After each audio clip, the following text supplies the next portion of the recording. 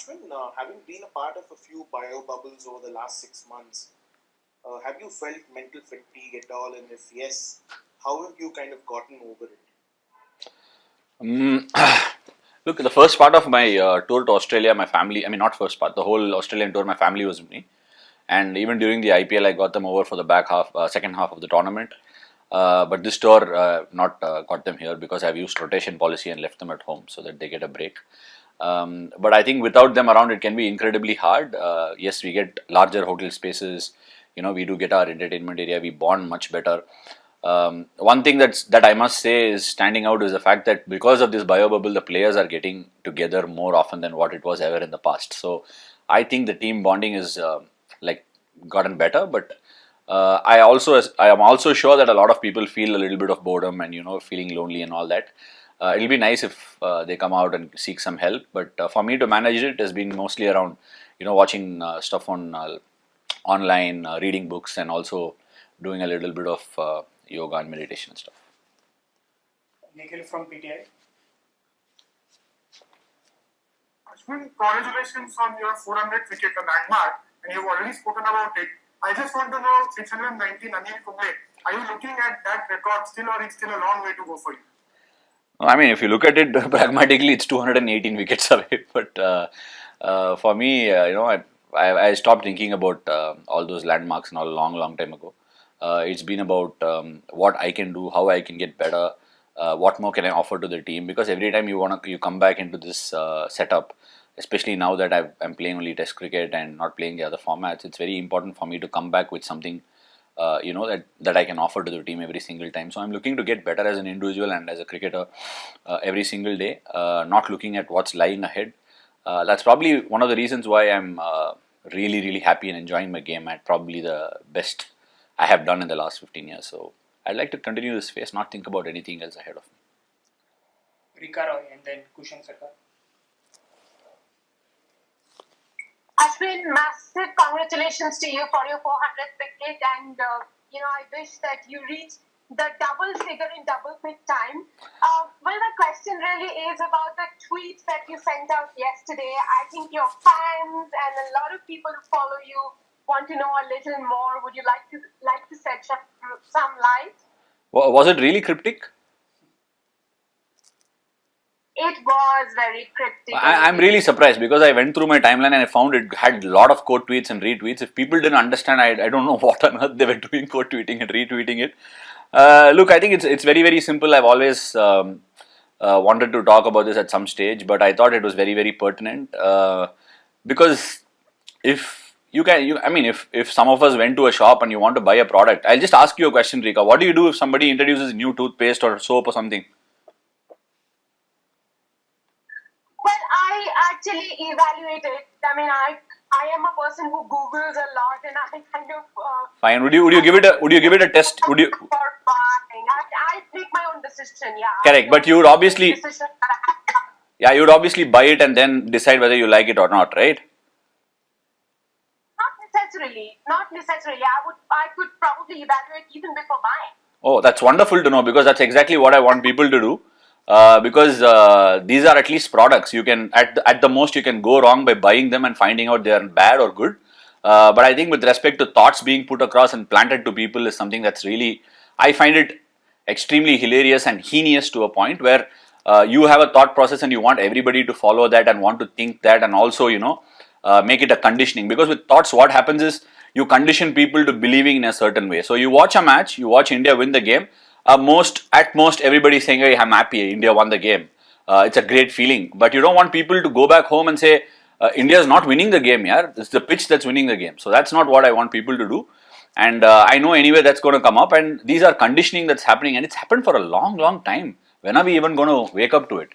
I think it's important that people sell things, but we must know what we must buy. Thank you, Rika. Brilliant. Thank you. Kushan Sarkar. Hi Ashwin, just taking an extension, like about the thoughts control of the narrative. There are people, ex-cricketers from 80s or 90s, they have their own set of agendas, they speak what they feel like. But does it hurt when there is a Yuvraj Singh with whom you have shared the dressing room. He can just pick up a call and speak to you, but the way they say 800 wickets, 1500 wickets, saying things based on probably hypothetical calculations, does it hurt you? Because these are people who have played with you. They were in the part of the dressing room. They're not like a fan on the street when they comment like that. Okay.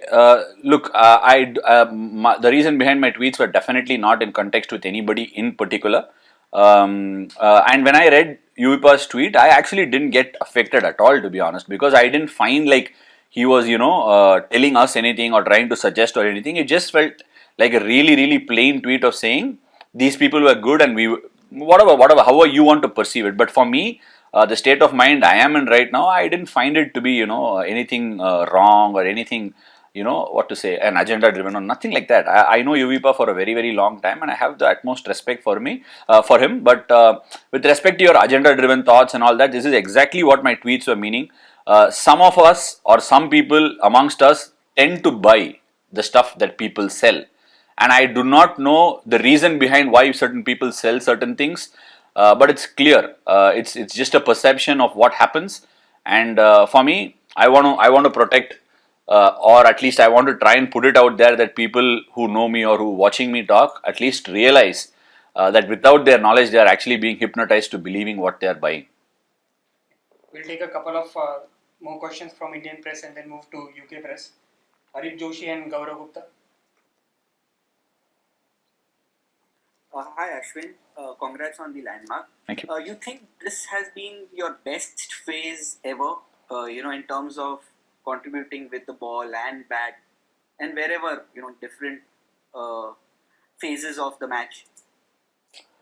I would probably say this is probably one of the best phases in terms of the awareness I have about my own skill, what I need to be doing at different phases of the game, the ability to execute what I would like to think. Sometimes you want to execute something, but you're not there. You're quite off the mark by a little few, centimeters or inches, which make a massive difference in this sport. So it's a contribution of a lot of things. I can't put my finger and say this is why it is happening. The awareness of the game, the understanding of the game, things that I pick up, small cues that I watch. All these things are just coming together, and I'm very, very blessed and thankful for the fact that it's coming together at this point of time. And I'd like to continue and stick the sort of work that I've put in through the lockdown for the next whatever years I will have left ahead of me. Yes, Gaurav Gupta.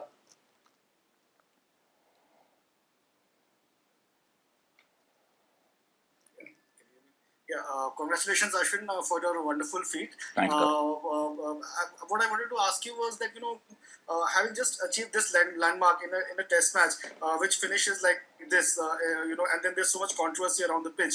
Do you feel hurt that... Now, what is this? Sorry? What is this? I didn't get your this. What I'm trying to say Yeah. is that you've just achieved such a big landmark, and then there's this talk around the pitch. So does that sort of hurt you that the focus is taken away from the player's performance and his feet? Whether it's you or Akshar, and all the talk is about the pitch rather than the skills of the players. So do you sort of feel sort of disturbed by that? That it's at the end of the day it's a contest between bat and ball which should be talked about.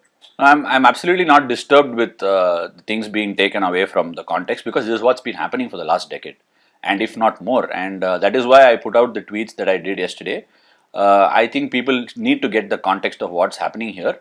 There have been some people who messaged me and said match is finished in 2 days, and what about all the 3 pink ball test matches that we've played? Everything is ended within 3-day time, and I do not want to know what to say, because when somebody just throws an opinion out there about a surface, and having played the game, unfortunately, maybe they have not played the pink ball test matches, so they do not understand this facet of the game. But I would say my angst against the whole thing is the fact that when people say something, there are so many other people who are watching the same picture, but are not able to paint a different one compared to somebody who is driving a certain case and selling a certain case to us, and this needs to stop. A couple of questions from the English press. John Etheridge and then Tim Wigmore. Hi, yes. I was wondering again about the pitch. Do you think it was a good pitch for Test cricket, third Test, and do you expect or do you hope for a similar surface for the next Test match? I have a question back. What is a good cricket surface? Who defines it? Who defines it? I'm the one asking the question, but I would think that No, because I think the question is asked with a contest between bat and ball. no. Yes, of course. The bowler was in the game. The batsman needs to bat well to get runs. There is absolutely no question about it. What makes a good surface? Who defines this? Seam on the first day, then bat well, then spin on the last 2 days. Come on, who makes all these rules? We need to get over it and not talk about whatever picture we want to paint. And if you're asking whether it's a good test surface, I don't see any of the players coming in from England having an issue with the surface. They want to improve. They look like they want to have a contest. Is it the players and the people who are reporting back that want their players to not compete and complain about the pitches? Because we've never done that in any of the tours. Yes. In that case, are you hoping for similar surface in the next test match? It depends on what you're hoping for. We hope for a good cricket match. Now, team. I think most people would hope for a good cricket match. Of course, that's what you should be hoping for, not about the surface. Okay, thank you. Hi, Ashwin. Your 2 wickets have already poked in both innings of the last test, both fantastic big pieces of bowling. Can you give a bit of insight into your thought processes and how you set up those wickets, please? Look, I think Ollie Pope's someone who's probably a really fine player who's coming through the ranks. I've watched a lot of footage of how he goes about his things. He likes to use his feet. He uses reverse sweep and sweep. So for me, it is about what shot he's coming after. He positions himself to play a certain few shots well ahead of what is being planted and when you're putting a field in place. So I'm trying to pick a fair few cues about how side on and how front on he opens up to play a certain way. So for me, using the angles is to turn around him into a certain fashion and then try and get both sides of the edge. So if I'm able to spin one back, he's probably ready for the one that's going to come back to him. Now he might wait for the one that's going to go straight on. So these are things that I keep in mind. And truth be told, I think both were really, really good deliveries. I saw it again and I thought, okay, I was lucky enough that I didn't get them when I was batting. And just generally, how many balls in advance are you sort of planning how to set up a batsman? Just the way he presents his case when I'm starting to bowl. If I'm starting to bowl, if I see someone, it's not like I have preconceived notions of what the batsman's going to try and do. I have a fair amount of idea, but how he approaches when I start my bowling and what sort of shots he's looking to play, all these things as I'm gauging, I try and make a plan and see if I can make him uncomfortable as soon as he comes to the crease. Pratyush Sinha from Crickbuzz. Hi, Ashwin. Obviously, this pink ball test was played in very different conditions than the last in India. Rohit and Joe Root have spoken about the pace of the wicket from this pink ball. It was difficult to play rather than the spin on the ball. So what were your takeaways as a bowler from this test? Well, look, even before I started the game in the nets, we were a little skeptical as a spin group. I mean, not as a spin group, I'll just talk for myself. But when I did bowl, the balance of the ball seemed very different to that of the red ball. When you tried and put a lot of revs, I think it probably wasn't rotating as much in the seam as I thought the red ball was rotating. So clearly the chance of it catching the glossy surface was far greater. And if at all it caught the seam, it was spinning quite big at times. It was not really responding the way the red ball might respond. Whatever was happening a little quicker off the surface. So I think it did make a difference. If we had played the red ball game on the same surface, I think the pace of the game might have been a touch slower. But these are all things that I'm talking about in hindsight. Only if we had done it, we'll know it. Sandeep Dwivedi from the Indian Express. Actually, it was the same question I was asking. You said that the pink ball test matches get over quite early, like 3 days, 4 days. So, is it the ball, as in for a batsman who's so used to playing the red ball and suddenly he's facing the pink ball, be it pace or spin? Is that one of the main reasons that the matches get over early? It could be, but look, honestly, if you give a little bit of favor stacked towards the bowlers, this is what might happen, because the ball, a little bit of advantage towards the bowlers, it starts to swing more, it seems more, and the margin of error for the batter is so much more little. Instead of the ball beating the bat or probably getting a thick outside edge, it ends up getting the fine edge and goes behind to the keeper. So these are things that we've noticed, and it happened even at the Eden Gardens when we played Bangladesh. It could very well be spoken about how we really played well in that game and won that game and all that. But that's been the nature of the pink ball test. Even the one in New Zealand where England got all out for 59 and we got all out in Australia for 36. All these things are yeah, if you look at the larger picture of Test cricket, you might say these are just one-off occasions, but these are a regular affair in pink ball tests. Amol Karadkar and Amlan from Reuters. Ashwin, just to pitch in more with the pink ball issue. One is, do you think it's better to have the pink ball test if it has to be held at the start or end of a series rather than squeezing it midway through it? And has the team as a group collectively expressed apprehension to the board over playing the pink ball test? There is no apprehension. If there is apprehension, then we can probably express it. There is no apprehension as such for the pink ball test. I think it's a completely new sort of a facet that's being introduced into the game. We are used to playing with the red ball. Everybody, like I said, has been conditioned to playing with the red ball, and now all of a sudden they've brought in the pink ball, and the pink ball is bringing new dimensions to the game. So it's about adapting. If you play more and more, and obviously get used to it, the players are going to adapt better for the good. Even it's the same thing with one-day cricket, right? We were playing with red ball for a long period of time, then we shifted to the white ball. Initially, the white ball was doing a lot more. Now it literally does nothing. So that's how this format will also evolve, because people are trying to understand what works with the pink ball, what doesn't, how to adapt, and all these sort of stuff. Anything new is going to throw a lot of challenges, but that's the beauty of the sport. Thank you. Yes, Amlan. Can you hear me? Yeah. Can you hear me? Yes, I can. Now, my question is a extension of that question. Is there any issue with the visibility of the pink ball or the way it's skidded? I don't think there was any issue with the sighting of the pink ball as such. The way it's skidded is how it's skidded, because if for example, I can't really explain, but a small few microseconds makes such a huge difference in the game, and if it's going to skid on like even a fraction of a second quicker, it's the difference between hitting the inside edge and hitting the pad. So it is quite different. Sometimes the batsman can be caught the bat behind the pad because the ball skidded faster than what you've been used to the red ball skidding. So to make an adjustment within the span of probably 5-6 days is not so easy. But the more we play, I think the players will get better at it. Last few questions from Venkat Krishna. Going forward to the fourth test, it's either you have to win the game or draw the game. So how are you going to approach this game? We played with an intent to win the game most often, and that's what we speak about as a group. And there are going to be no changes. We'll only look to win the game. You never go into a game looking for a draw, or for a safer option. So we will look to win the game and prepare accordingly, practice accordingly, and also train accordingly. Last three now: Vishesh Roy, Amit Gupta, and then final one, Duli Listen. Hi Ashwin, congratulations on the 400 wicket milestone. I just wanted to know your perspective. Virat Kohli and Rohit Sharma have openly talked about that the batting was below par from both the sides in the third test match.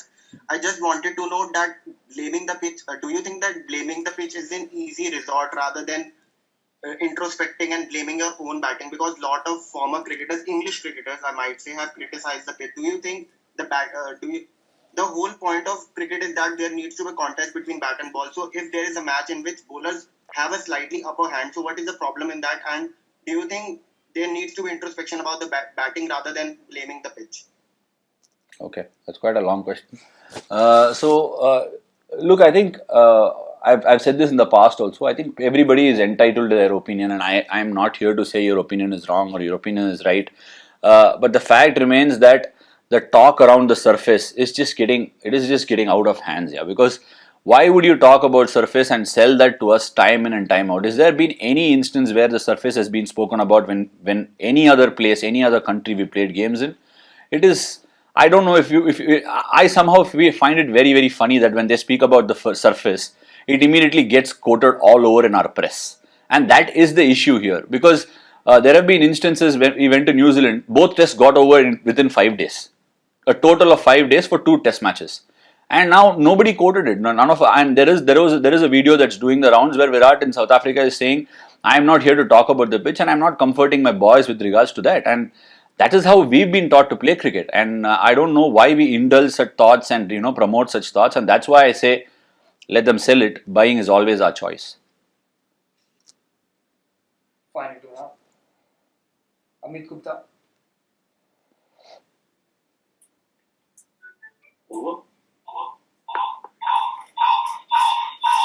Hello. Hello. Yes, Amit Gupta. Hello, what are your thoughts on the quality of the SG pink ball as compared to the Kookaburra that you played? And are they different from each other in terms of how they react to the?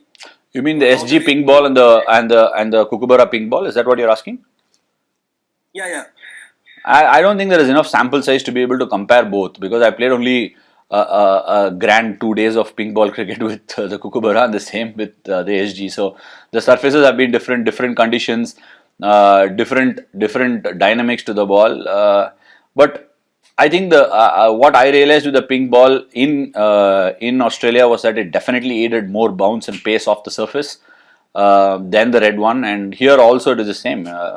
It offered more bounce and pace off the pitch than the red ball would, and that's probably due to the lacquer that's been that's in the ball, and also probably the slightly more prouder seam that both these pink balls have. And I can't really differentiate much at this point of time, and I think I'll have a very few sample size in my hand even when I'm done. I don't think there are going to be that many matches that I can talk about. Final one now, ladies sir. Ashwin, batsman के लिए जैसे middle of the bat ball जाना ये important रहता है, वैसे bowler के लिए खास करके स्पिनर के लिए बॉल हाथ से जो दिल में है वैसे निकलना ये कितना इम्पोर्टेंट रहता है, क्योंकि right now you are doing both batting bowling, you are middling everything. Thank you Lalit sir. I take it as a compliment. But जैसे बैट्समैन को बोलता है कि फॉर्म में है, बैट से अच्छा बॉल निकल रहा है, वैसे ही बॉलर को भी हाथ से अच्छा टूटना है ball. It needs to come out really well.